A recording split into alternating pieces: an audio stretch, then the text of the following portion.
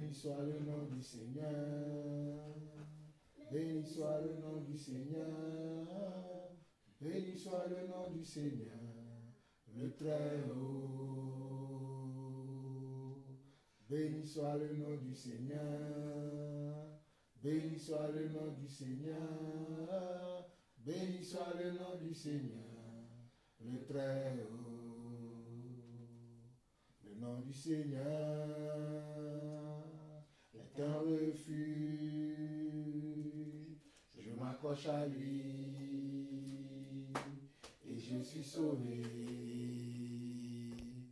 Le nom du Seigneur est un refuge. Je m'accroche à lui et je suis sauvé. Hosanna, béni soit le nom du Seigneur. Béni soit le nom du Seigneur. Béni soit le nom du Seigneur, le Très-Haut. Béni soit le nom du Seigneur. Béni soit le nom du Seigneur. Béni soit le nom du Seigneur, le Très-Haut. Saint est le nom du Seigneur. Saint est le nom du Seigneur. Saint est le nom du Seigneur, le Très-Haut. Saint est le nom du Seigneur. Saint est le nom du Seigneur. Saint est le nom du Seigneur, le Très-Haut. Le nom du Seigneur est un refuge. Je m'accroche à lui et je suis sauvé. Le nom du Seigneur est un refuge. Je m'accroche à lui et je suis sauvé. Alléluia. Saint est le nom du Seigneur. Saint est le nom du Seigneur. Saint est le nom du Seigneur, le Très-Haut.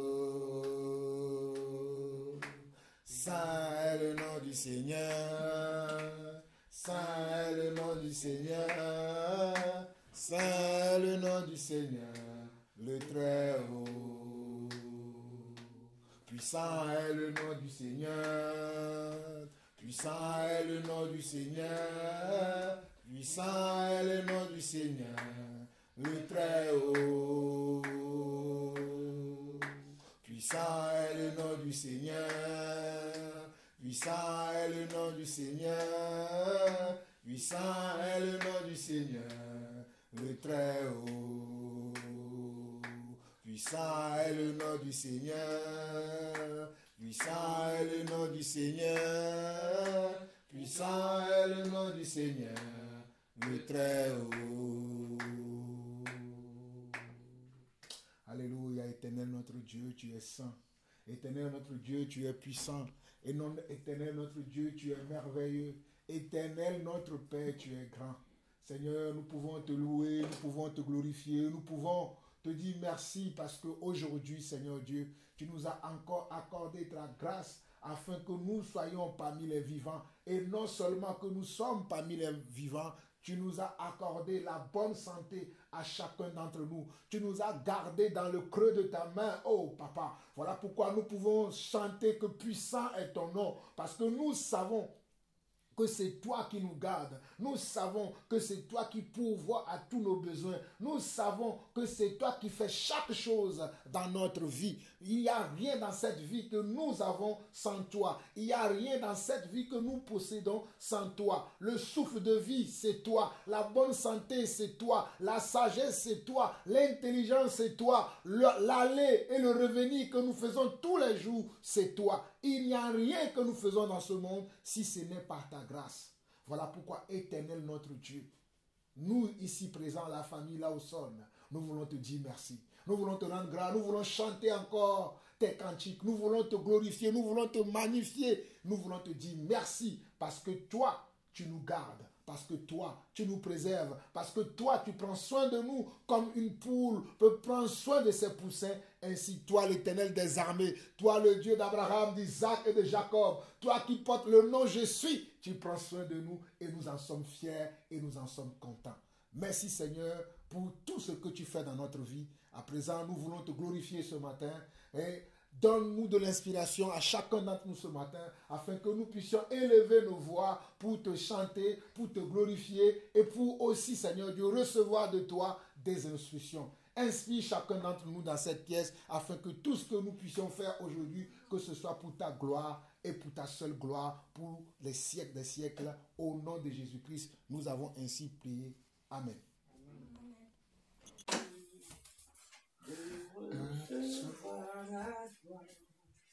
Tu es digne d'être loué, tu es digne de recevoir la gloire, tu es digne d'être loué, tu es digne de recevoir la gloire, tu es digne d'être loué. Je veux chanter tes louanges, Jésus. Je veux louer ton saint nom. Je veux chanter tes louanges, Jésus. Je veux louer ton saint nom. Tu es digne de recevoir la gloire. Tu es digne d'être loué. Tu es digne de recevoir la gloire. Tu es digne d'être loué. Je veux chanter tes louanges, Jésus. Je veux louer ton saint nom. Je veux chanter tes louanges, Jésus. Je veux louer ton saint nom. Tu es digne de recevoir la gloire. Tu es digne d'être loué. Tu es digne de recevoir la gloire. Tu es digne d'être loué.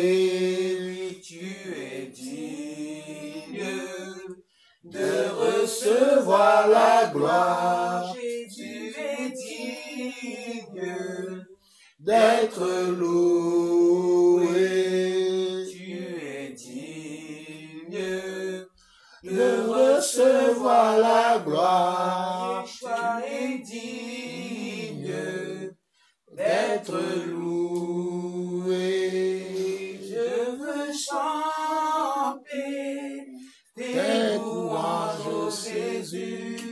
Je veux louer ton saint nom. Je veux chanter tes louanges, Jésus. Je veux louer ton saint nom. Je veux chanter tes louanges, Jésus. Je veux louer ton saint nom. Je veux chanter tes louanges, Jésus. Je veux louer ton saint nom. sois-tu éternel, mon Dieu, mon roi, le Dieu d'Abraham, Isaac et de Jacob, Seigneur, nous bénissons ton Saint-Nom.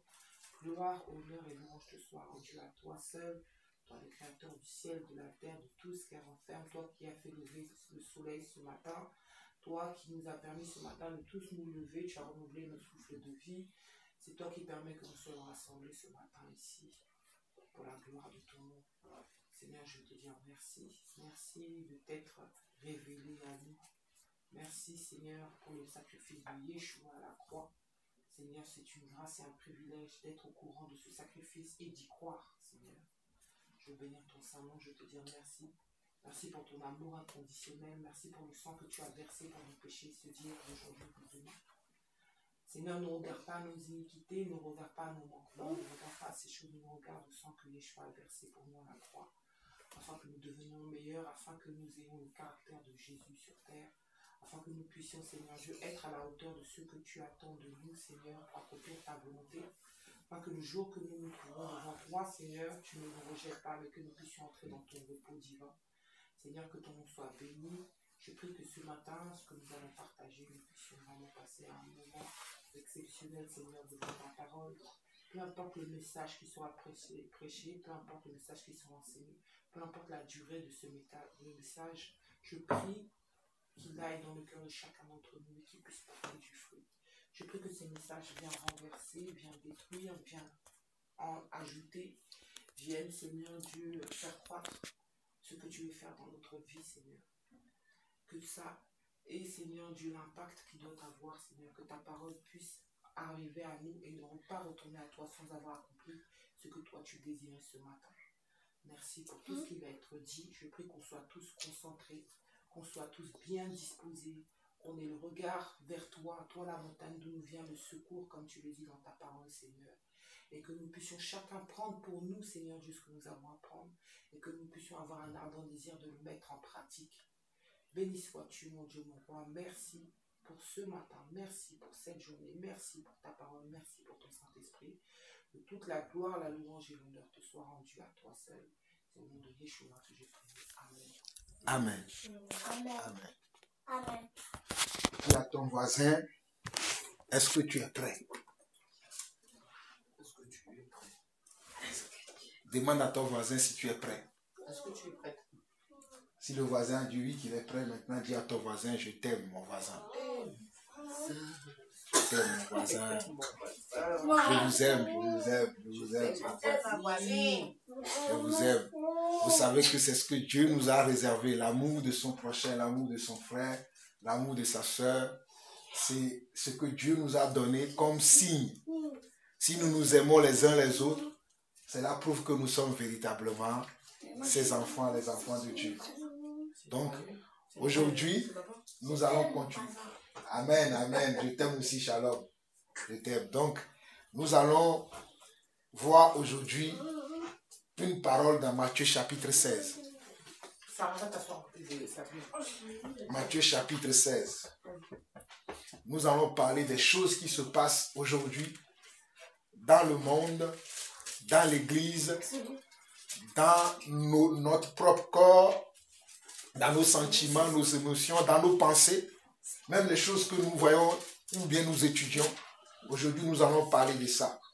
Voilà pourquoi nous allons partager Matthieu chapitre 16, du verset 6 au verset 12. Il n'y a que 6 versets, mais ces 6 versets vont nous amener à travailler encore sur ce que nous écoutons, ça et là, et ce que nous pouvons ressentir. Ce que nous pouvons ressentir en nous-mêmes, nous devons amener nos ressentis devant le Seigneur. Nous devons ramener ce que nous pensons même, ce que nous pouvons entendre. Nous ramenons tout ça devant le Seigneur. Nous devons ramener tout ça devant le Seigneur. Donc nous allons partager Matthieu chapitre 16, verset 6 au verset 12. Et comme je ne veux pas qu'on perde de temps, ouvrez tous le passage et soyez attentifs à la lecture de la parole. Soyez attentifs à ce que nous allons lire. Ouvrez le passage, soyez attentifs et écoutons ce que le Seigneur va nous transmettre par ce message. Matthieu chapitre 16 à partir du verset 6 dit ceci. Jésus leur dit, gardez-vous avec soin du levain des pharisiens et des sadducéens. Jésus leur dit, gardez-vous avec soin du levain des pharisiens et des sadducéens. Les disciples raisonnaient en eux-mêmes et disaient, c'est parce que nous n'avons pas pris de pain. Jésus l'ayant su, dit, pourquoi raisonnez-vous en vous-même, gens de peu de foi, sur le fait que vous n'avez pas pris de pain? Êtes-vous encore sans intelligence et ne vous rappelez-vous plus les 5 pains de 5000 hommes et combien de paniers vous avez emportés, ni les 7 pains des 4000 hommes et combien de corbeilles vous avez emportés? Combien ne comprenez-vous pas que ce n'est pas au sujet de pain que je vous ai, combien ne comprenez-vous pas que ce n'est pas au sujet de pain que je vous ai parlé? Gardez-vous du levain des pharisiens et des sadducéens. Regardez bien le verset 11 dit, comment ne comprenez-vous pas? Comment ne comprenez-vous pas que ce n'est pas au sujet de pain que je vous ai parlé? Gardez-vous du levain des pharisiens et des sadducéens. Alors, il comprit que ce n'est pas du levain, du pain qu'il avait dit de se garder, mais de l'enseignement. Alors, il comprit que ce n'était pas du levain, du pain qu'il avait dit de se garder, mais de l'enseignement des pharisiens et des sadducéens. Nous sommes arrivés à la fin du passage que nous lisons. J'espère que vous avez compris le passage. Maintenant, nous allons aller point par point, verset par verset, pour essayer de comprendre quel est le message que le Seigneur... Parce que ce message-là que nous venons de lire, c'est Jésus lui-même qui parlait. C'est le Seigneur Yeshua, le Seigneur Jésus-Christ qui parlait. Donc, nous allons voir point par point qu'est-ce qu'il essayait de nous dire. Parce qu'à ce moment-là, le Seigneur s'adressait comment? Aux apôtres. À ce moment-là, à cet instant où le Seigneur donnait ce message, il avait en face de lui les apôtres. Mais nous savons également aujourd'hui que la Bible déclare que tout ce qui a été écrit l'a été pour notre instruction. Donc nous qui sommes parvenus à la fin des temps aujourd'hui, qu'est-ce que nous pouvons comprendre par ce que Jésus veut dire par ce message-là? De Matthieu chapitre 16, le verset 6 au verset 12, qu'est-ce que le Seigneur Jésus a essayé de transmettre aux apôtres? S'il a transmis quelque chose aux apôtres, nous devons essayer de comprendre ça parce que Jésus ne donne que de bonnes paroles. Des paroles qui peuvent édifier. Des paroles qui peuvent nous amener à nous, comment? À nous perfectionner. Des paroles qui peuvent nous amener à nous, à grandir dans la foi. Les paroles qui vont nous amener à connaître la volonté de Dieu en tout temps, en toutes circonstances et en tout lieu. Et Jésus nous dit, le verset 6 de Matthieu chapitre 16, il dit, Jésus leur dit, gardez-vous. C'est quoi? Qu'est-ce que le mot là veut dire? Gardez-vous, c'est quoi? C'est un ordre qu'il donne. Vous m'écoutez ou pas? Quand Jésus dit gardez-vous, c'est un ordre. Gardez-vous veut dire quoi? Comme le mot, dans le mot garder, dans le mot gardez-vous, il y a le verbe garder. Garder veut dire, qu'est-ce que ça veut dire? Garder, garder. Le mot garder, simplement, qu'est-ce que ça veut dire? C'est de se protéger. Quand on dit garde-toi de quelque chose, garde-toi de quelqu'un, ça veut dire protège-toi. Fais attention à toi. Et dans le mot garder là, quand le Seigneur dit gardez-vous, il dit de se garder de quoi? C'est ça. On se garde de quelque chose. On fait attention à quelque chose. Quand je marche dans la rue, je vois qu'il y a de l'eau quelque part. Je vais me garder. Quand je veux vouloir me garder de cette eau qui est sur mon chemin, je vais passer comment? À côté. Je ne veux pas passer dans l'eau pour me salir. Parce que je veux garder mes habits propres. Je veux rester propre. Je marche dans la rue, je trouve de l'eau stagnante. Je me garde. Je suis en voiture, je suis en train de conduire. Il y a une voiture qui s'arrête devant moi. pour que je ne rentre pas dans la voiture parce que je veux me garder et garder mon épouse, mes enfants qui sont avec moi dans la voiture, mon conjoint ou bien mes amis qui sont avec moi dans la voiture, qu'est-ce que je fais? Soit je m'arrête pour passer à côté de la voiture afin de ne pas rentrer dans la voiture, soit je m'arrête pendant le temps que la voiture qui est devant moi se déplace pour que le chemin soit libre, pour que moi aussi je puisse passer. Donc je suis en train de me garder. Voilà pourquoi je dis je suis en train de me protéger. Quand on nous dit se garder, en réalité, au fait, quand le Seigneur dit se garder, il dit protège-toi. Dans ce mot-là, garder, le Seigneur nous demande de nous protéger. Parce que si tu ne te protèges pas, tu vas peut-être tomber malade. Parce que dans le mot garder aussi, il y a le Seigneur ne veut pas que tu sois malade. Si tu vois un aliment qui est pourri, un fruit qui est pourri, tu le prends, tu le manges, tu vas avoir quoi? Tu vas avoir une intoxication alimentaire parce que tu ne t'es pas gardé. Tu as mangé n'importe quoi au lieu de ne pas manger n'importe quoi. Tu as dit, bon, je suis enfant de Dieu. Hein. Le Seigneur a dit, priez et mangez. Alors que tu as vu la nourriture, elle n'est pas bonne. Tu dois te garder. Il y a des gens qui ne comprennent pas le Seigneur. Ils disent, ah, comme je suis enfant de Dieu, je peux tout faire. Non, la Bible dit, tout est permis, mais tout ne édifie pas. Et tout n'est pas utile. Voilà pourquoi le Seigneur prend soin de nous dire, gardez. On doit se garder. Moi, je garde mon épouse comme mon épouse me garde. Je protège mon épouse comme mon épouse me protège. Je protège mes enfants. Et vous, les enfants aussi, vous devez me protéger. Et nous allons rentrer en détail dans tout ça. On doit se garder les uns les autres. Voilà pourquoi le Seigneur dit ici, gardez-vous. Il précise encore, avec soin. C'est-à-dire, il y a gardé, mais il y a encore gardé. Il y a des gens qui disent je garde, mais qui ne font pas attention. Comme, je donne un exemple. Je dis, Samuel, va me chercher ce verre. Il prend le verre, il le prend n'importe comment. Le verre va tomber, il va se casser parce que quoi? Il n'a pas pris le verre avec soin. J'ai dit, apporte-moi un verre. Tu vas, il prend le verre comme ça. Le verre peut tomber, le verre va se casser parce qu'il ne l'a pas pris avec soin. Voilà pourquoi le Seigneur, quand il nous dit de se garder, il dit, garde-toi avec soin. C'est-à-dire, garde-toi avec vigilance. Sois prudent, sois vigilant. Ne te trompe pas. C'est ça, prendre soin. Des fois, vous allez voir, quand je vous dis, prenez soin de vos affaires. Ça vous énerve.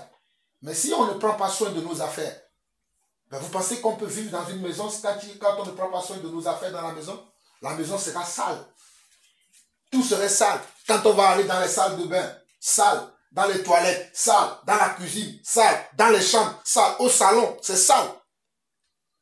Mais vous allez voir que des fois, je me lève, ou ma mère se lève, elle prend l'aspirateur, elle aspire la maison, ou on prend le balai, on balaye, parce qu'on fait quoi? Parce qu'on prend soin de notre maison. On entretient notre maison. On ne laisse pas les mauvaises choses arriver dans notre maison. On enlève les mauvaises choses. Des fois, je prends le truc à dépoussiérer, je nettoie, j'enlève toutes les mauvaises choses. Ça veut dire que quoi? Je prends soin de ma maison. Je prends soin de ma maison. On est d'accord? Maintenant, Dieu veut qu'on prenne soin de quoi? Dieu veut qu'on entretienne quoi? Dieu veut qu'on entretienne quoi? C'est ça qu'on va voir ici. Il dit, Jésus lui a dit, gardez-vous avec soin du levain des pharisiens et des sadducéens. Jésus a dit, gardez-vous avec soin du levain. Il doit se garder de quelque chose. D'abord, du levain qui proviennent des pharisiens et des sadducéens. Donc, dans la première phrase, nous voyons qu'on doit se garder. Nous avons déjà vu ça. Du levain, c'est la deuxième chose. Du levain, c'est quoi le levain, on va voir. Et la provenance de ce levain-là. Par exemple, moi j'aime aller au restaurant. Vous savez qu'on aime beaucoup aller au restaurant, vous le savez. Mais on ne va pas dans tous les restaurants. On choisit nos restaurants dans lesquels nous allons manger parce que nous ne voulons pas manger n'importe quoi, n'importe comment. Jésus aussi nous dit, gardez-vous du levain des pharisiens et des sadducéens. Mais, le levain c'est quoi? On avait déjà parlé de ça. Qui peut me dire c'est quoi le levain?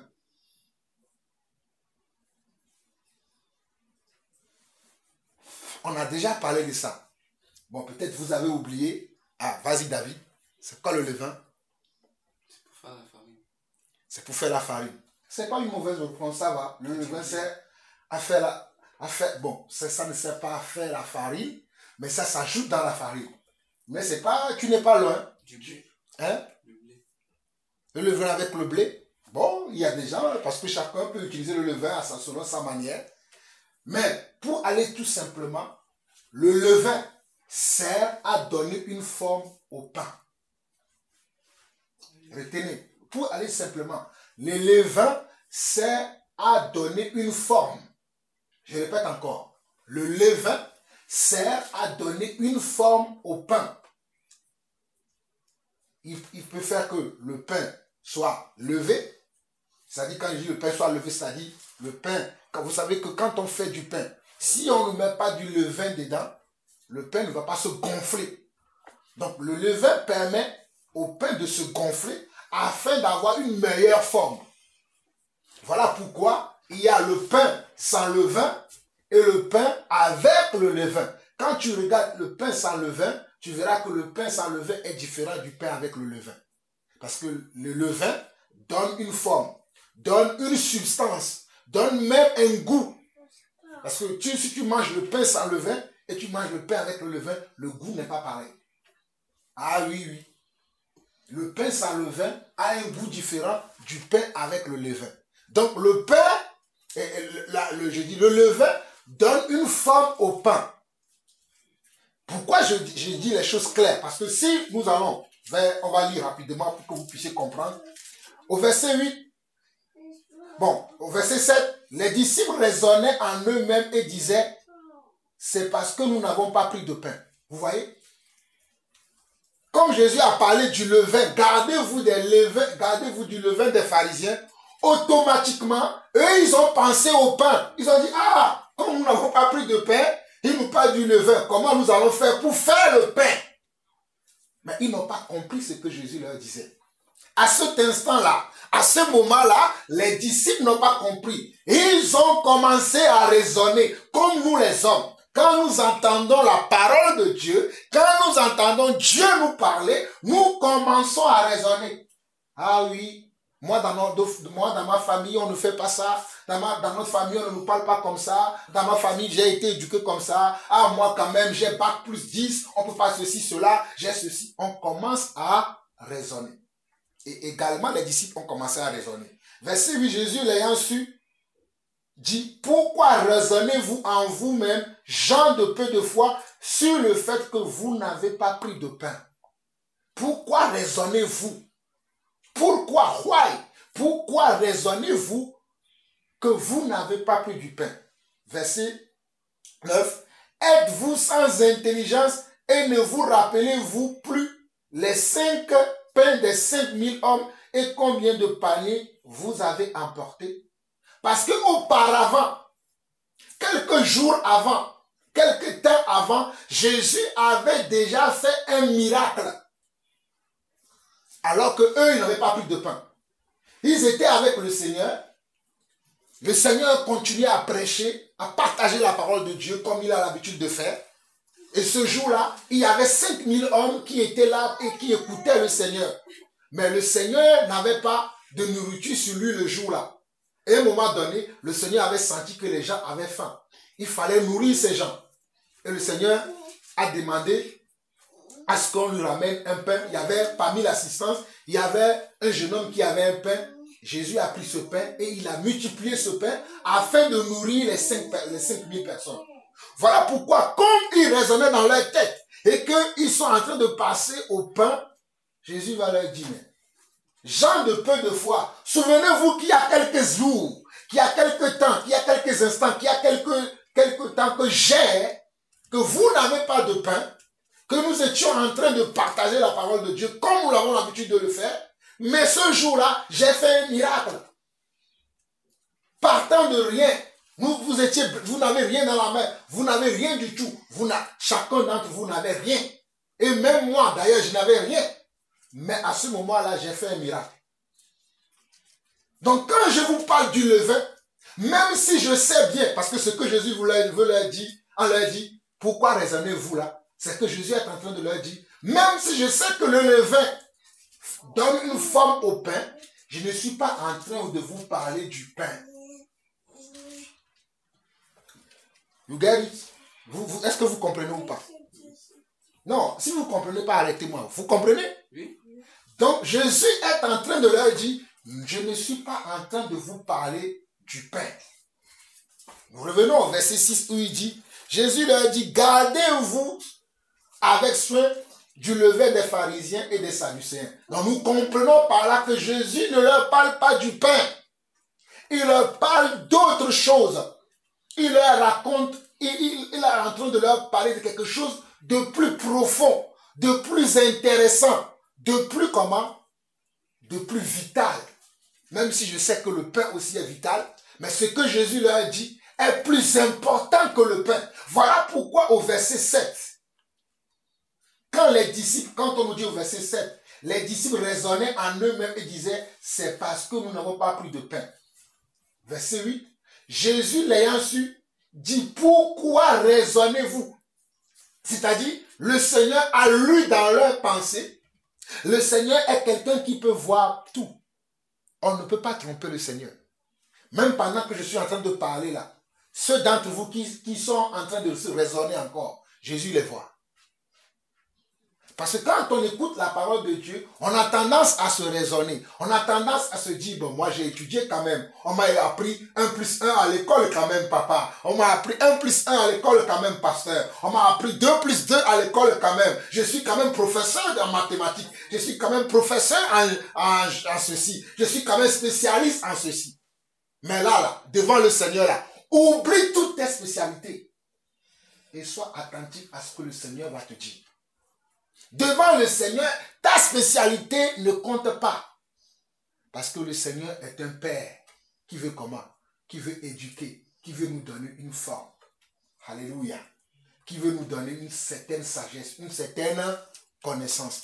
Mais si tu viens devant le Seigneur, tu dis, ouais, moi je sais déjà. Quand le Seigneur va parler, tu vas raisonner et tu vas voir autre chose alors que le Seigneur te parle d'autre chose. Donc il a vu qu'il raisonnait. Et il va leur amener à comprendre que leur raisonnement est faux. Voilà pourquoi il dit au verset 9, êtes-vous encore sans intelligence et ne vous rappelez-vous plus les 5 pains des 5000 hommes et combien de paniers vous avez emportés? Ni les 7 pains des 4000 hommes et combien de corbeilles vous avez emportés? Vous voyez?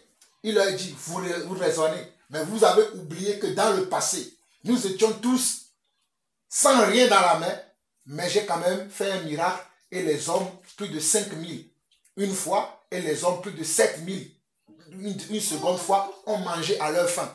Donc je ne suis pas en train de vous parler du pain. Verset 11, le Seigneur dit quelque chose. Il dit, comment ne comprenez-vous pas que ce n'est pas au sujet du pain que je vous ai parlé? Le Seigneur continue. Parce qu'il voit, il a cassé leur raisonnement. D'abord, il a cassé leur raisonnement. Et il continue au verset 11, il dit, comment ne comprenez-vous pas que c'est au sujet de pain que je vous ai parlé? Comment ne comprenez-vous pas? Comment ne comprenez-vous pas?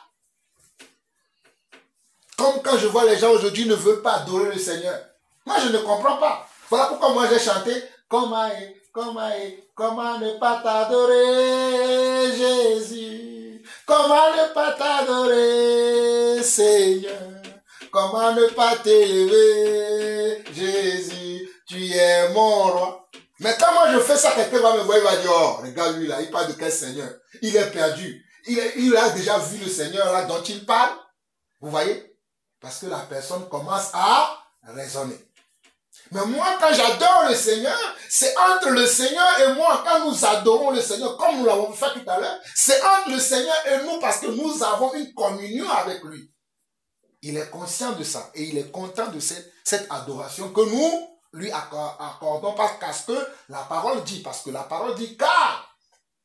la parole dit que tout ce qui respire, je n'ai pas entendu que tout ce qui respire, je n'ai pas entendu que tout ce qui respire.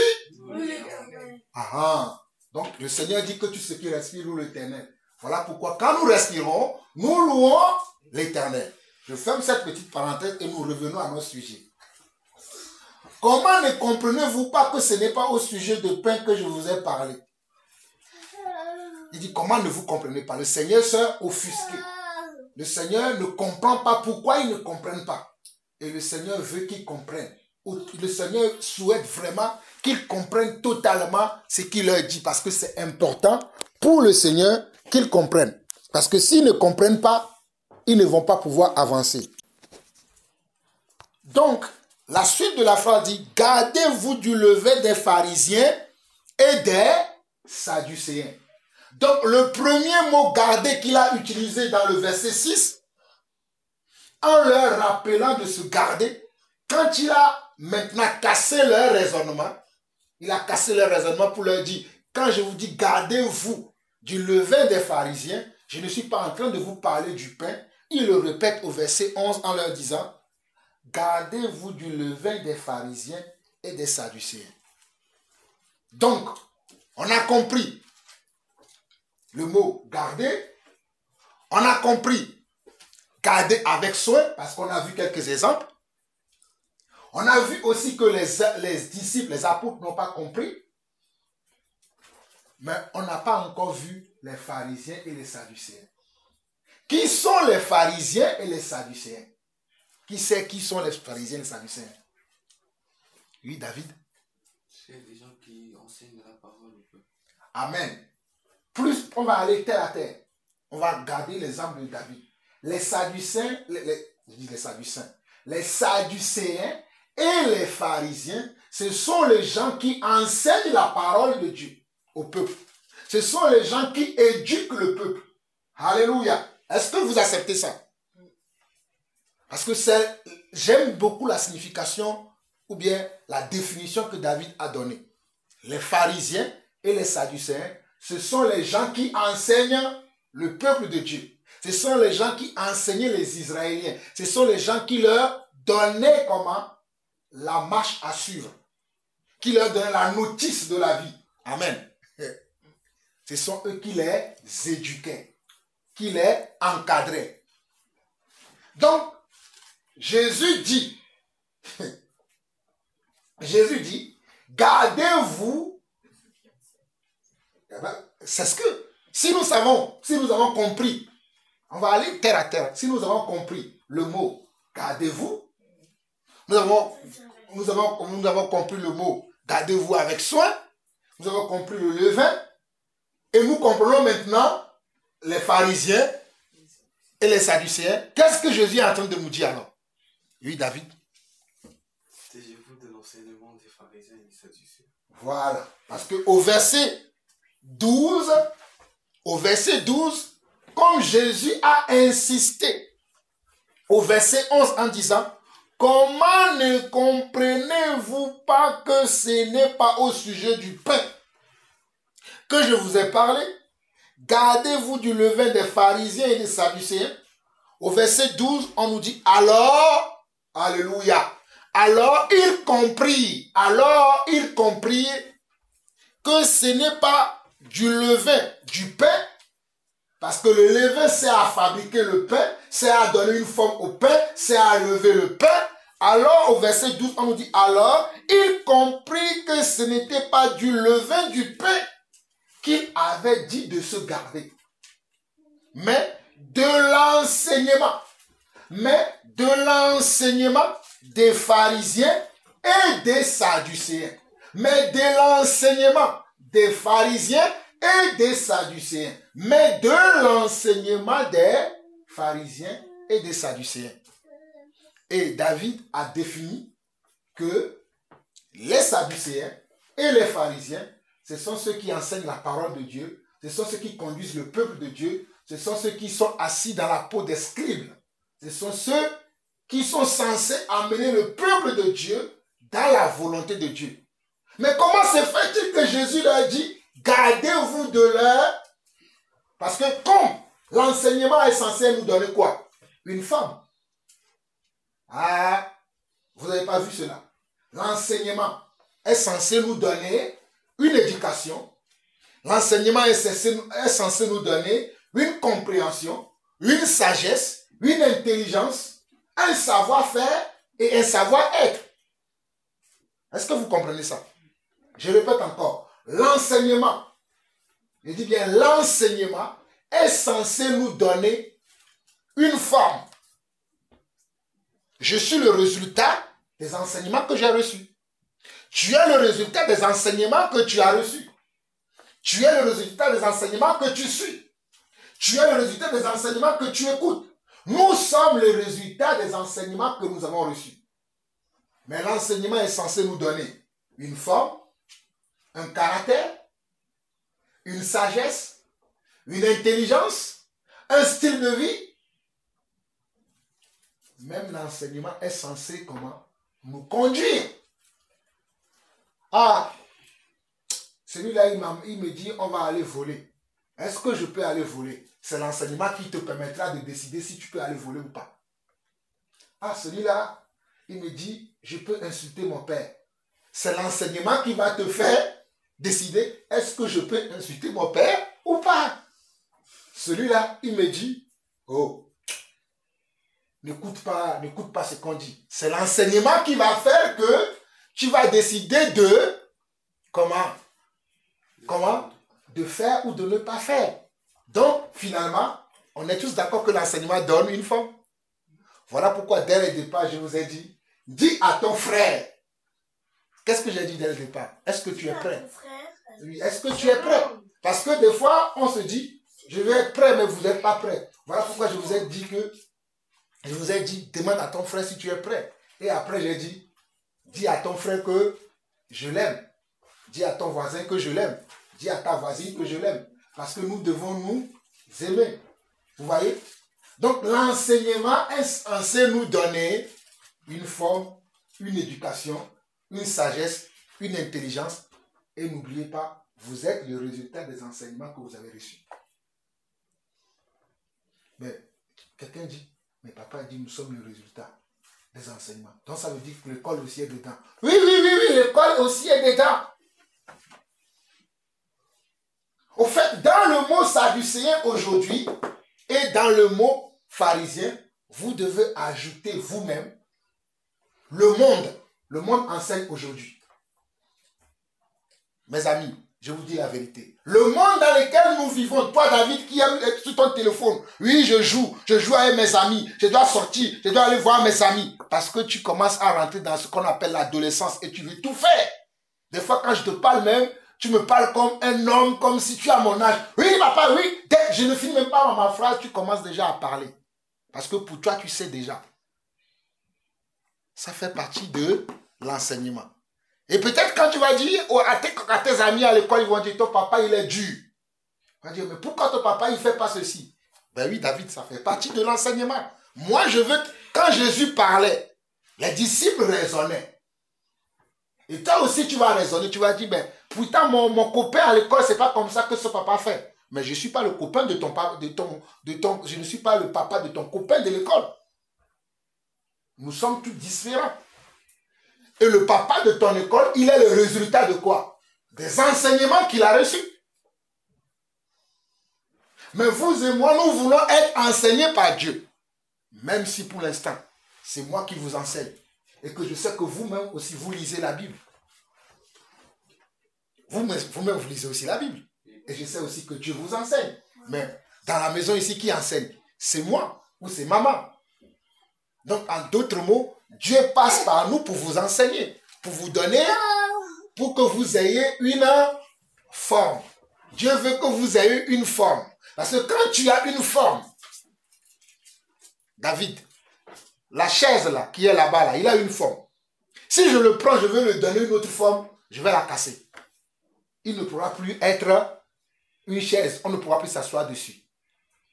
Et c'est ce que Dieu ne veut pas. Dieu ne veut pas qu'on détruise notre forme. Voilà pourquoi je suis en train de vous dire que les pharisiens et les sadducéens, non seulement qui représentent les serviteurs de Dieu de nos jours, c'est-à-dire les apôtres, les prophètes, les évangélistes, les pasteurs, les docteurs, les prêtres, les moines, les chats, tout ça là, ils sont dans les pharisiens aujourd'hui. Parce que pour certaines personnes, les prêtres sont des serviteurs de Dieu. Pour d'autres personnes, les moines sont des serviteurs de Dieu. Pour d'autres personnes, les charlatans aussi sont des serviteurs de Dieu. Pour d'autres personnes, c'est les pasteurs, les apôtres, les prophètes, les évangélistes. Mais vous et moi, nous savons que le vrai enseignant de la parole de Dieu, c'est qui? C'est Jésus. Et c'est lui qui nous parle ici. C'est-à-dire, Jésus veut nous dire, même si ces gens-là sont des enseignants de la parole de Dieu, vous devez toujours garder en esprit ce que moi j'ai dit. Ce n'est pas ce qu'eux ils disent là qui doit prévaloir. Je suis leur chef. Je suis leur maître. Et nous savons, vous et moi, nous savons que certaines parmi ces personnes-là ne sont même pas des envoyés de Dieu. Parce que dans la Bible, nous ne voyons pas le mot prêtre. Nous ne voyons pas le mot moine ou charlatan. Mais dans le monde dans lequel nous vivons aujourd'hui, le monde a créé certains types d'enseignants. Et dans les... Voilà pourquoi je vous dis que quand vous allez dans le monde aujourd'hui, quand on regarde dans les réseaux sociaux, il y a des moines qui enseignent. Ils ont une chaîne de télévision. Ils ont des églises. Ils ont des membres dans leurs églises. Vous avez des prêtres qui enseignent. Les gens les écoutent. Ils ont une église. Les gens vont à leurs églises. Mais est-ce qu'ils disent ce que Jésus a dit? Avant de revenir sur cette étape-là, je vais aborder l'éducation un peu. À l'école, on vous enseigne. Les maîtres vous enseignent. David, tu as même failli enseigner un de tes profs en lui parlant de la parole de Dieu. Parce que nous t'avons donné une forme. Si tu n'avais pas cette forme-là quand tu es parti à l'école, quand ton prof t'a dit que Dieu n'existe pas, il commence à raconter ces choses qu'il racontait et que toi, tu as conversé avec lui et que même à la fin, parce que tu es bien éduqué, tu es allé lui dire, pardon, même si nous avons eu un moment de ceci, c'est parce qu'on t'a donné une forme. Et Dieu t'a utilisé pour semer en lui. Dieu t'a utilisé pour lui donner la bonne semence, afin qu'il oublie les choses qu'il a reçues. Est-ce que tu vois ça? Donc, même l'école cherche à nous donner du levain. Mais c'est à nous maintenant de juger, bon, l'école me donne ce levain-là. Est-ce que cela correspond comment? Oh, alléluia, au levain que Dieu veut que j'accepte. Puisque Dieu m'a dit de me garder, de me protéger. On est d'accord? Dieu m'a dit de me garder avec soin. Moi, je vais à l'école. À l'école, on me dit aujourd'hui que non, comme, je vais donner un exemple. À l'école, aujourd'hui, on te dit que non, tu es maître de toi-même. Tu es né monsieur, mais tu peux devenir madame. Est-ce que tu seras d'accord avec ça? Mais on dit ça à l'école. La théorie du genre aujourd'hui. Je peux changer il pour devenir elle. Mais non, tu es né elle, tu mourras elle.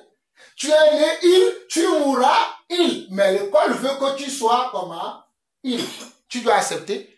Parce que ça c'est du levain des pharisiens et des sadducéens. Si nous attendons simplement à dire, oh non, ceux qui parlent là, ce n'est pas des chrétiens. Même dans le monde, même dans ton travail, même dans ton lieu de sport, là où il y a des hommes, il y a toujours deux esprits qui sont en nation. Là où il y a des hommes qui sont là pour faire, parce qu'ils veulent jouer, ils veulent faire la fête, peu importe ce qu'ils veulent faire, Dieu est aussi là. Et le diable est aussi là. Il y aura quelqu'un qui sera sage. Ne faisons pas cela. Quelqu'un te va dire, pourquoi vous l'écoutez celui-là? Faisons ceci, n'écoutez pas lui-là. Parce qu'il y a toujours deux combats d'esprit sur la terre. L'esprit de la vérité et l'esprit du mensonge. L'esprit de l'erreur et l'esprit de Dieu. Il y aura toujours ça. Voilà pourquoi je vous dis que dans le monde dans lequel nous vivons, le monde aussi donne un levain. Mais nous devons nous garder de ces levains. Voilà pourquoi dans 1 Corinthiens chapitre 12, le verset 2, le Seigneur dit encore par la bouche de l'apôtre Paul, il dit, ne vous conformez pas au siècle présent. En fait, Dieu avait vu ça depuis. Jésus avait vu ça depuis. Il savait qu'il y aurait des enseignements qui vont nous détourner de lui, qui vont nous amener à nous égarer, qui vont nous amener à sortir de sa voie, qui vont nous amener à aller sur d'autres voies, qui vont nous amener à oublier ce qu'ils attendent de nous. Et comme Jésus ne veut pas, il a dit quoi? Gardez-vous. Premièrement, il a dit gardez-vous. Après, il a ajouté avec soin. C'est-à-dire, tu ne dois pas dire simplement je me garde. Avec soin, c'est quoi? Je vais te donner un exemple. Avec soin, c'est que tu es là, tu dis, moi sur mon téléphone, je ne regarde pas certains genres de vidéos. Mais c'est toi qui viens t'asseoir à côté de quelqu'un qui, visiblement, quand tu vas lever la tête, tu vas voir ce qu'il regarde. Et tu regardes ce qu'il voit, tu dis, oh, de toute façon, moi, sur mon téléphone, je me garde. Mais tu ne te gardes pas avec soin. Parce que se garder avec soin, cela veut dire que tu ne t'asseyeras même pas à côté de celui qui regarde n'importe quoi sur ton téléphone. Mais dans ton cœur, ton raisonnement te dit, oh, dans ton téléphone, toi qui ne vois pas ça. Regarde ce que lui voit. Et ton raisonnement dans ton cœur t'a convaincu, tu dis, oui, Seigneur, moi je ne pêche pas, mais tu pêches. La Bible appelle ça quoi? L'hypocrisie. Oui, vous rigolez, mais c'est ça, non?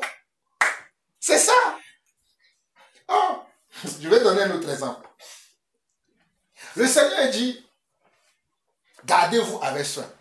Nous avons vu qu'avec soin là, c'est d'être extrêmement vigilant. Si je prends encore l'exemple des médias, la télévision, le téléphone, tout ce qui est réseau social aujourd'hui, médias aujourd'hui, tu es là. Ton père t'a interdit à la maison que tu ne dois pas regarder certains genres de films, de dessins animés. Mais c'est toi qui sors aujourd'hui, tu vas chez ton copain, tu n'es plus à la maison, ou bien tu vas chez ta tante, ton oncle, qui n'a pas la même éducation que ton père, ni ta mère. Donc eux, dans leur télévision, ils regardent tout, absolument tout.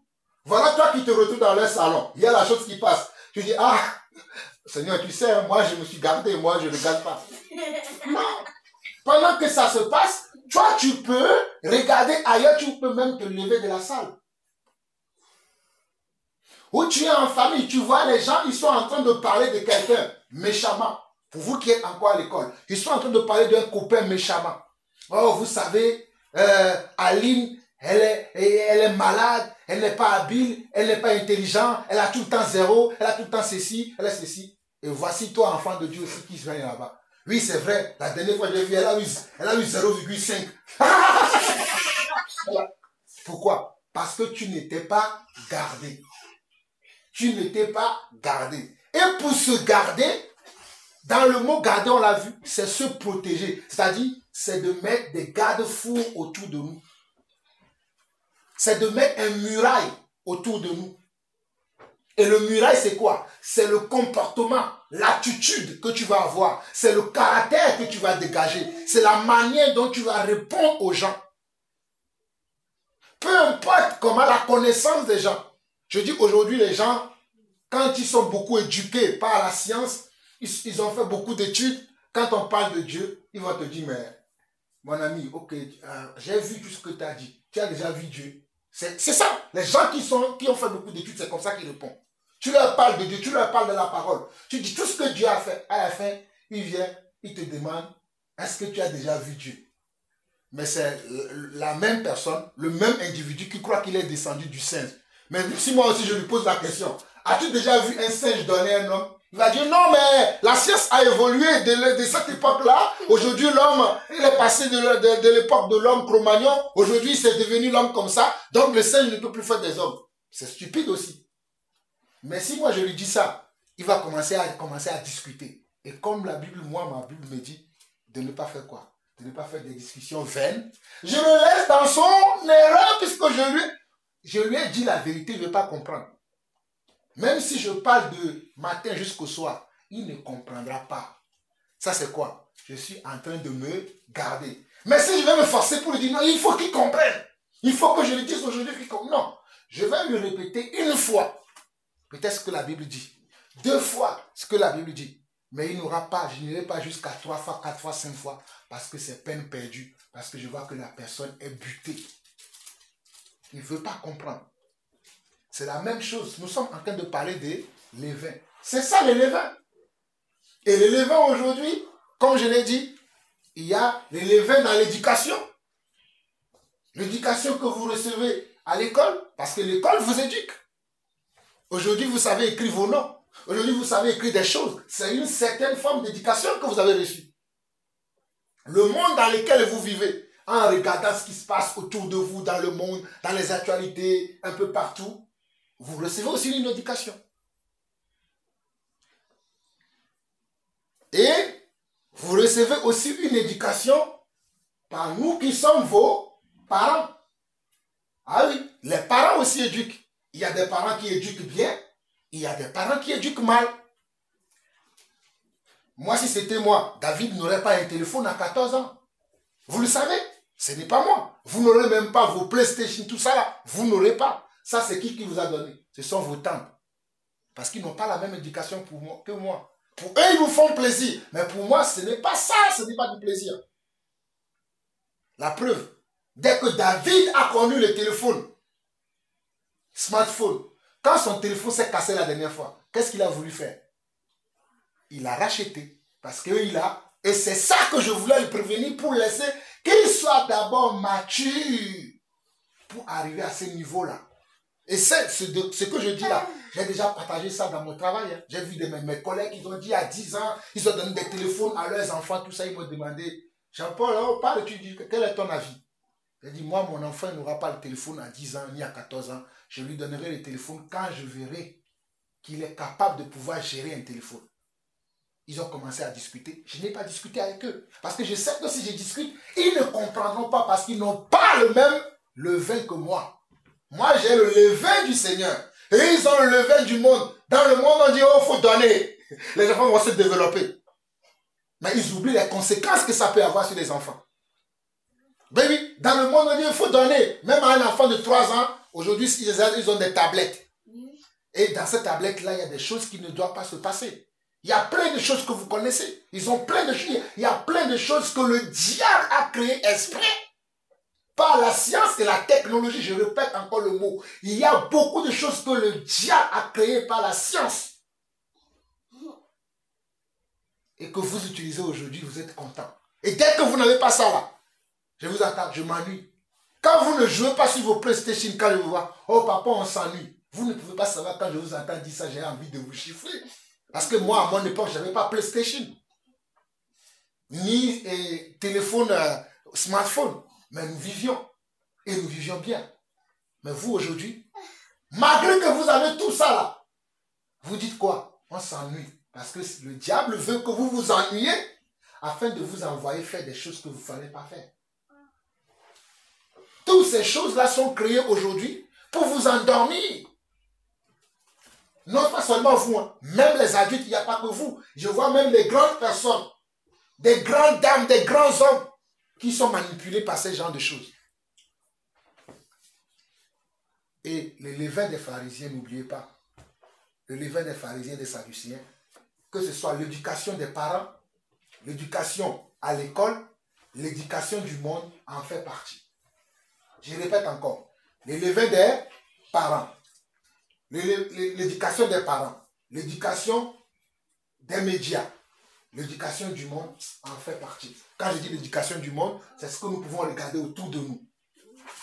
Le monde, quand je dis monde, j'emploie le mot monde, c'est ce que nous allons regarder autour de nous. Et quand j'emploie le mot média, c'est ce que nous regardons sur les réseaux sociaux.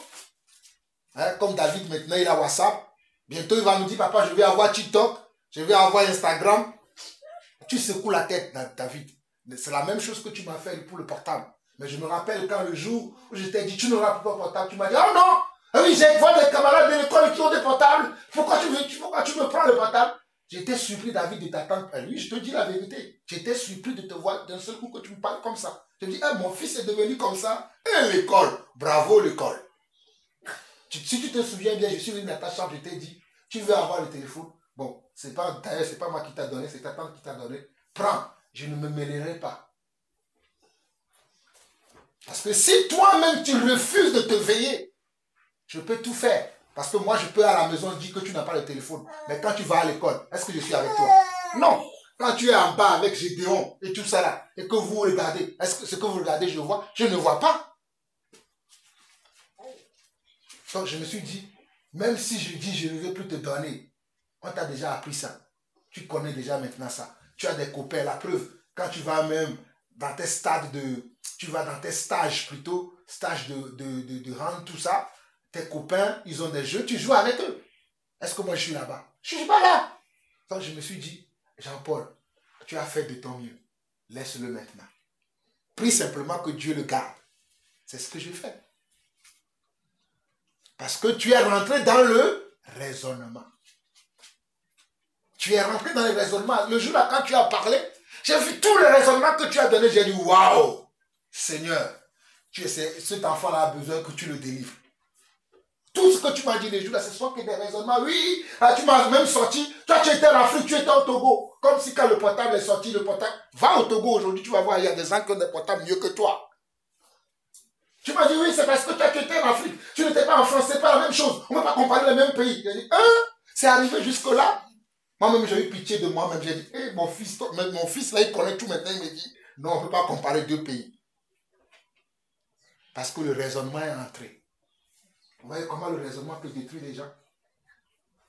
Et donc, pour finir, pour nous qui sommes enfants de Dieu, pour nous qui dépendons de Dieu, pour nous qui sommes influencés par la parole,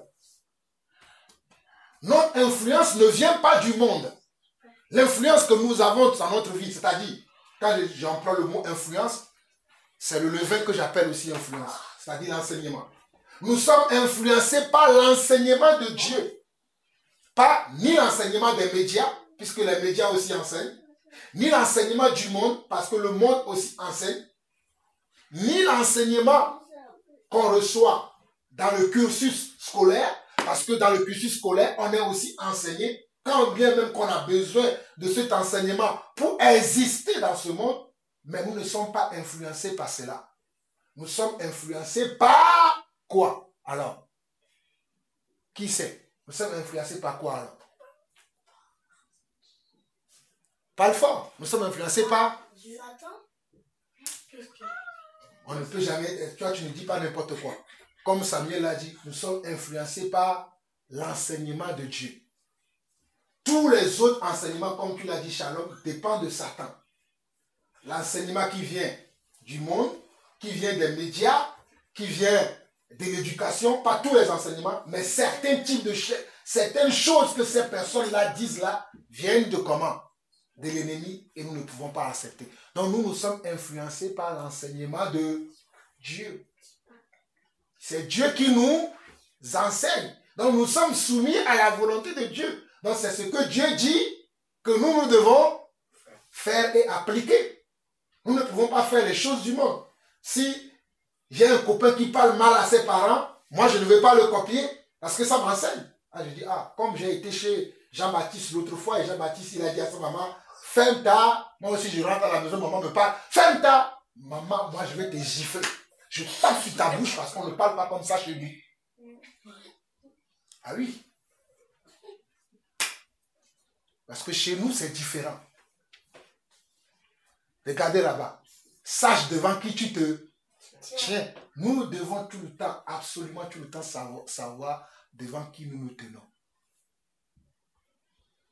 Nous ne pouvons pas nous laisser influencer parce que nous devons, je relis le verset 12 et nous allons voir un dernier passage, nous allons nous arrêter. Alors, Matthieu chapitre 7, verset 12, alors il comprit que ce n'était pas du levain du pain qu'il avait dit de se garder, mais de l'enseignement des pharisiens et des sadducéens. Ça peut être un ami, ça peut être une amie qui t'induit dans l'erreur, qui te dit de mauvaises choses. Au lieu de consulter Dieu dans telle situation, quelle est l'attitude que je dois adopter? Quel est le comportement que je dois adopter? Quelle est la façon dont que je dois faire? mais tu vas aller écouter un ami, tu vas aller écouter ton prof qui va te donner la science, tu ne vas pas avoir le bon enseignement. Voilà pourquoi Jésus dit, gardez-vous. Un autre exemple, aujourd'hui, les gens qui sont dans la fausse religion, je répète encore, les gens qui sont dans la fausse religion. Hier, vous avez su que hier, il y avait quelle fête? Assomption. Ils ont dit Assomption. Et hier, j'ai fait des recherches. Vous ne savez pas, parce que je voulais parler de ce sujet longtemps, mais je parlerai prochainement. J'ai fait des recherches sur ça. J'ai fait plusieurs recherches. Ce truc est apparu en l'an 431 après Jésus. Je dis bien, en l'an 431 après Jésus, selon un certain concile. Et d'autres recherches disent qu'ils ne connaissent pas la provenance de cette chose-là. Donc on dit que Marie, selon les catholiques, selon le pape, et le pape qui a encore validé ça, c'est le pape Pie XII, quand je lisais mes recherches hier, c'est le pape Pie XII qui a encore validé ça. Selon eux, Marie est restée vierge. Selon eux, Marie est restée vierge jusqu'à sa mort. Et d'ailleurs, pour eux, Marie n'est même pas morte. Elle a été, et ils disent que, parce que les gens fêtent Ascension, et vous savez que nous ne fêtons aucune fête, parce que Jésus n'a pas dit fêter telle fête. La seule fête que Jésus nous a autorisé à fêter en sa mémoire, c'est le repas du Seigneur. C'est la seule chose que nous, en tant qu'enfants de Dieu, nous pratiquons. Le repas du Seigneur. C'est la seule fête que nous pratiquons. Mais il y a des chrétiens qui fêtent Assomption, Pentecôte, ceci, cela. Ils sont dans toutes les fêtes. Et comme ils sont dans toutes les fêtes, et qui ne cherchent même pas à connaître l'origine de ces choses, oh mon ami, avant de pratiquer quelque chose, cherche même l'origine. Je vais aller manger dans un restaurant. Je ne sais même pas ce qu'on vend dans le restaurant. Si je vais là-bas, c'est la viande des hommes qu'ils mangent. Je vais manger ça. Vous voyez? Donc tout ce que nous devons faire dans ce monde, ou bien tout ce que nous attendons, nous devons chercher leur origine. Donc comme je disais, la fausse église, cette église-là catholique, ils parlent de l'élévation de Marie au ciel. Et quand je lis, ils disent que Marie est restée vierge, alors que Marie a eu d'autres enfants. Après Jésus, Marie a eu des frères et des sœurs. Vous voyez? Et dans cette église-là, ils adorent les statuettes. Ils enseignent l'enseignement d'adorer les statuettes. Mais qu'est-ce que nous venons de lire? Parce que je dois vous donner des exemples. Voilà pourquoi je parle de ces exemples-là. Puisqu'on nous dit, gardez-vous des levains des pharisiens et des sadducéens. Et nous avons déterminé, selon l'explication de David, que les pharisiens et les sadducéens représentent ceux qui enseignent la parole de Dieu. Les prêtres enseignent la parole de Dieu. Les prêtres disent, on doit réciter, je vous salue Marie. Je vous salue Marie est une prière? Non, je vous salue Marie, c'est un ange, comme même le mot. L'ange est venu, il a d'abord salué Marie. Oh, alléluia. Il a d'abord salué Marie et il lui a apporté le message qu'il a reçu du Seigneur. Il est venu, il a dit, je vous salue Marie. Vous êtes pleine de grâce. Le Seigneur est avec vous. Voilà le message que l'ange est venu apporter. Mais le pape de Rome a dit non, ça va devenir maintenant une prière. Et je vois les catholiques qui sont là plusieurs fois dans l'année. Je vous salue Marie, pleine de grâce. Vous êtes venus à toutes les familles, ils récitent leur chapelet. Ils répètent la même chose plusieurs fois. Pour moi, c'est être comment? Stupide. Mais je rends grâce à Dieu que Dieu m'a fait sortir de là. Parce que moi aussi, j'étais là-bas. Faisant la même chose. Mais un jour, l'enseignement, le vrai enseignement de Jésus a pénétré dans mon cœur. Je me suis dit, Jean-Paul, sors de là. Jean-Paul sort de là. Il y a d'autres personnes qui disent aujourd'hui que c'est Mahomet qui sauve. On les appelle les musulmans. Mais vous savez que il n'y a que Jésus qui sauve. Il y a certains qui écoutent l'enseignement de Mahomet. Mais Jésus nous dit, gardez-vous des pharisiens et des sadducéens. Ceux qui enseignent, c'est-à-dire tous ceux qui enseignent aujourd'hui, nous devons nous garder d'eux. Tous ceux qui enseignent. Mais vous allez voir les gens, ils vont écouter ça, ils vont pratiquer.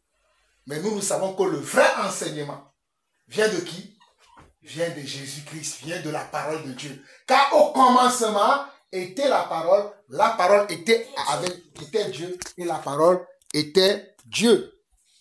Pour finir, nous allons voir le dernier verset. 2 Corinthiens 10, verset 4 rapidement et nous allons nous arrêter là. 2 Corinthiens 10, verset 4. 2 Corinthiens 10, verset 4. 2 Corinthiens 10, Verset 4.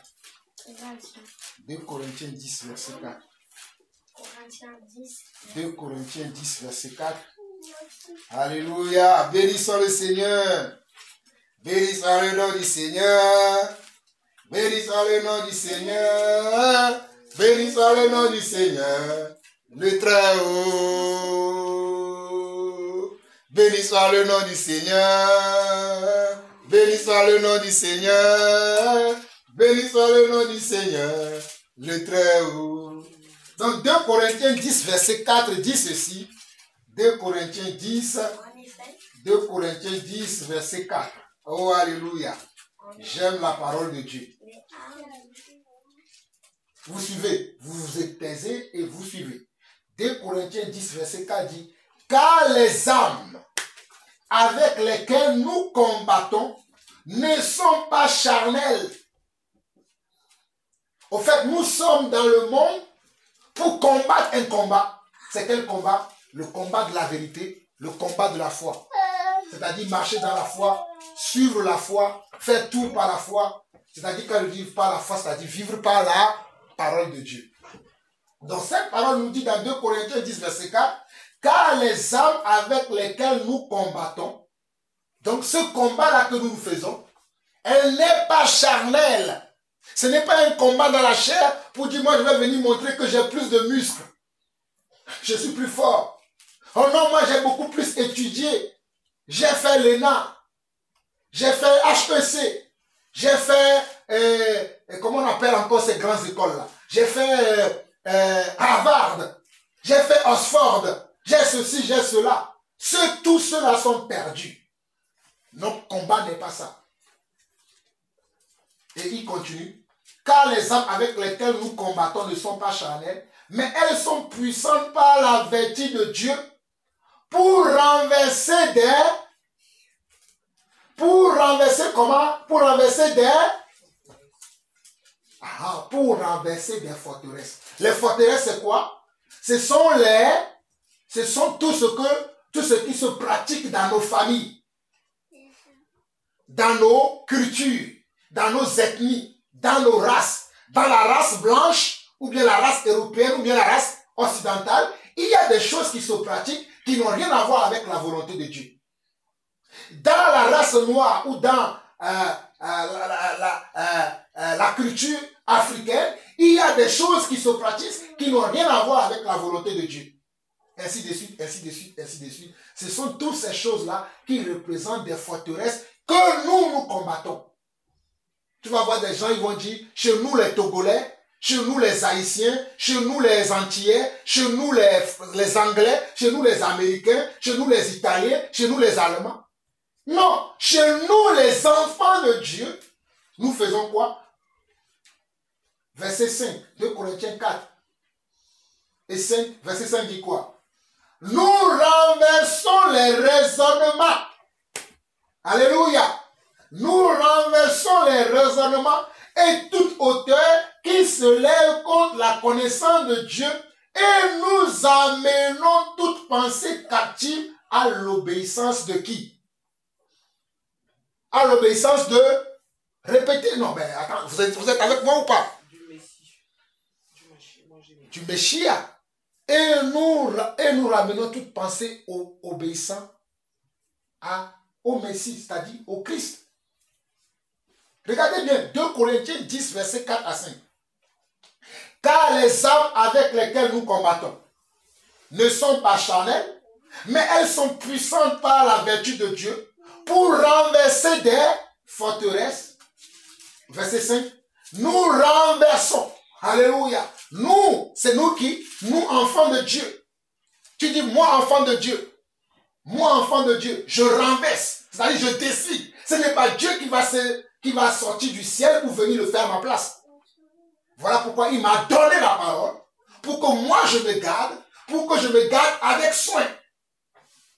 Donc c'est à moi maintenant de faire le boulot. Ce n'est pas à Dieu de descendre encore du ciel et venir faire le boulot. Il a fait déjà une fois en quittant le ciel et venu sur la terre pour nous montrer ce que nous devons faire.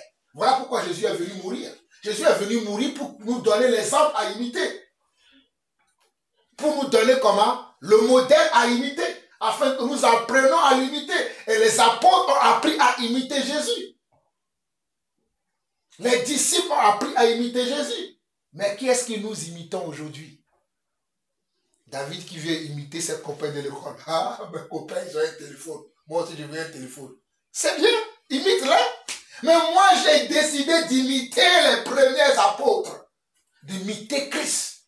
D'imiter Jésus. Voilà pourquoi au verset 5, il dit, nous renversons, 2 Corinthiens 10, verset 5, nous renversons les raisonnements et toute hauteur qui s'élève contre la connaissance de Dieu. Vous voyez, au fait, les raisonnements, leur but, c'est de faire quoi?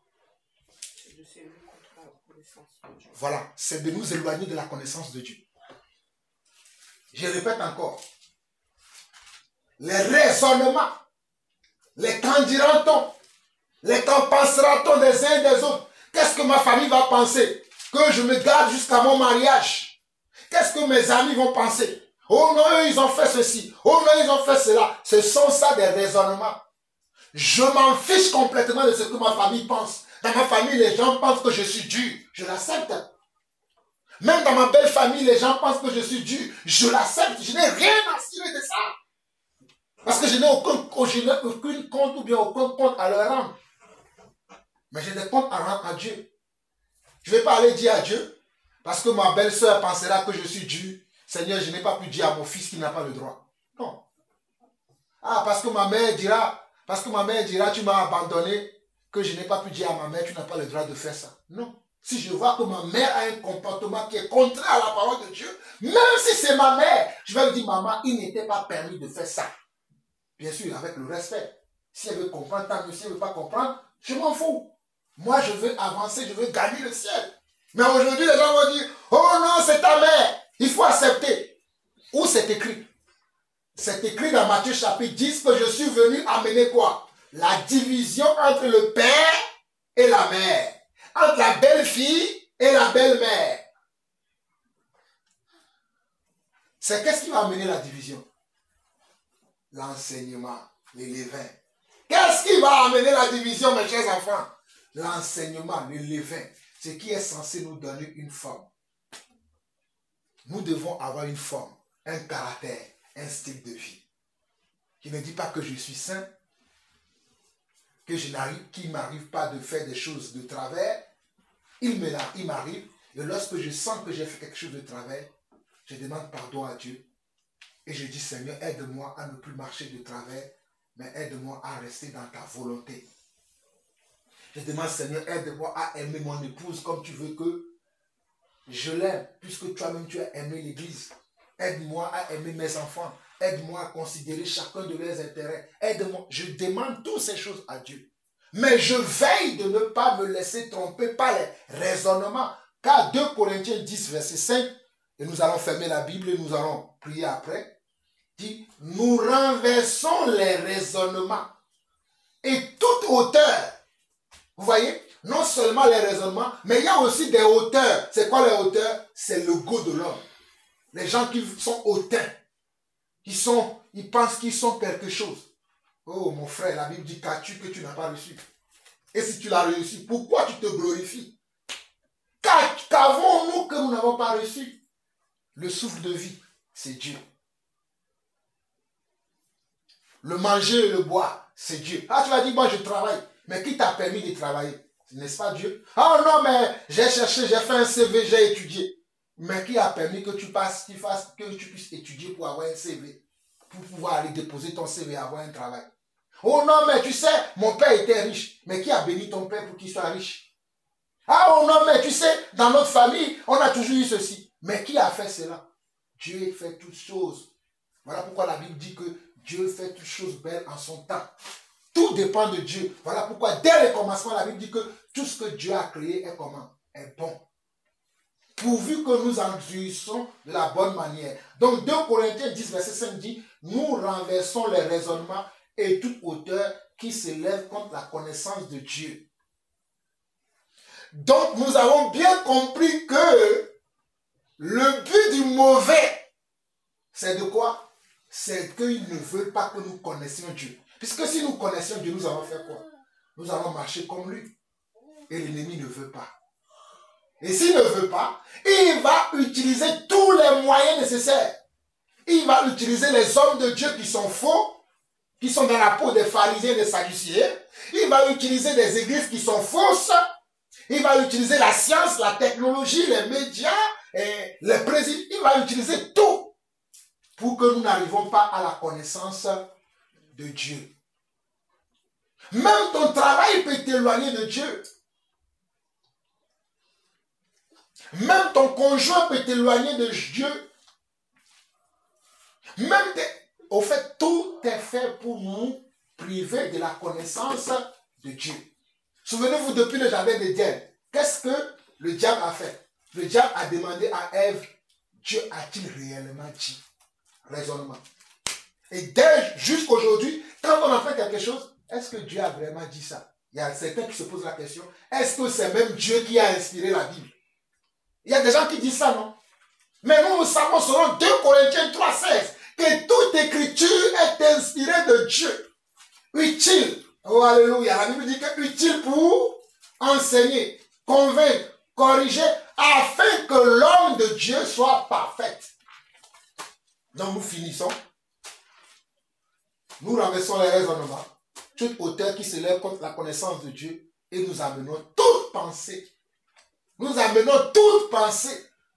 Dans toutes les pensées, les émotions, les sentiments qui vous passent par le cœur, vous devez l'amener à l'obéissance de Christ. Que le Seigneur nous bénisse abondamment. Je ne sais pas s'il y a des questions. Avant qu'on prie, on va prier. Je ne sais pas si quelqu'un est inspiré ou bien on va prier et après on passera aux questions. On va prier d'abord parce que ce que nous venons d'entendre, l'effort est important pour nous.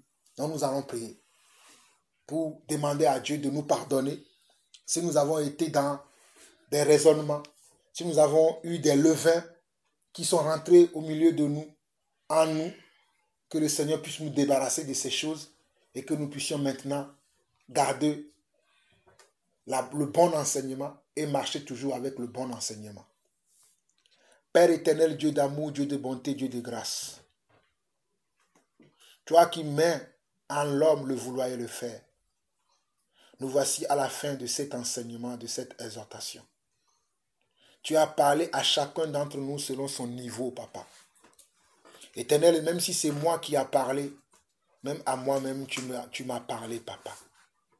Tu t'es adressé à chacun d'entre nous, afin que nous veillions sur nous-mêmes, que nous veillions sur nos comportements, que nous veillions sur nos attitudes, que nous veillions sur nos sentiments, que nous veillions sur nos émotions, que nous veillions sur nos pensées, que nous veillions sur les gens qui sont autour de nous, que nous veillions sur tout ce qui peut venir de l'extérieur pour influencer, Seigneur Dieu, ta parole, ton esprit en nous, Papa. Père, avant toute chose, je te demande pardon. Nous te demandons pardon. Si nous avons, Seigneur Dieu, emprunté d'autres voies que ta voix, si nous avons écouté d'autres voix que ta voix, si nous nous sommes soumis, Seigneur Dieu, à d'autres esprits que ton esprit, aujourd'hui, Seigneur Dieu, nous te demandons pardon. Seigneur, je te demande pardon d'avoir, Seigneur Dieu, douté de toi, d'avoir raisonné devant ta parole, devant ton esprit, d'avoir, Seigneur Dieu, méprisé, Seigneur Dieu, ta parole au profit d'autres paroles, d'autres choses qui ne viennent pas de toi. À présent, Seigneur Dieu, je prie pour une restauration complète, Papa. Une restauration complète, Seigneur Dieu, de mon entendement. Une restauration complète de notre entendement, Seigneur Dieu. Que notre entendement soit attaché à toi, Papa. Que mon entendement, que l'entendement de mon épouse, de mes enfants, de mes frères et sœurs à travers le monde puisse être attaché à toi et à toi seul, Seigneur Dieu. Seigneur, je prie pour une restauration de l'entendement. Oh papa, c'est que parce que c'est pas l'entendement que tout se passe, Seigneur Dieu. Voilà pourquoi je prie maintenant au nom de Jésus, papa, que notre entendement soit restauré, que mon entendement soit restauré, que mon entendement soit spirituel et non charnel, papa. Que mon entendement soit basé sur ta parole. Que mon entendement soit basé sur la vérité. Que mon entendement soit toujours et toujours la vérité, papa. Que l'ennemi ne vienne pas voler, Seigneur Dieu, l'entendement que tu m'as donné, l'entendement que tu nous as donné. Oh papa, toi qui nous donnes le bon vouloir et le faire. Que l'ennemi ne vienne pas nous terrasser, nous amener hors de toi, mais que nous puissions rester toujours en toi et en toi seul, Seigneur. Merci, Seigneur, pour ce message. Merci, Seigneur, pour ce moment. Merci, Seigneur, pour la restauration. Merci, Seigneur, pour toutes les familles de la terre qui sont bénies en toi et qui sont bénies par notre Père Abraham, notre Père dans la foi. Reçois la gloire, l'honneur, la puissance pour des siècles, au nom de Jésus-Christ. Amen.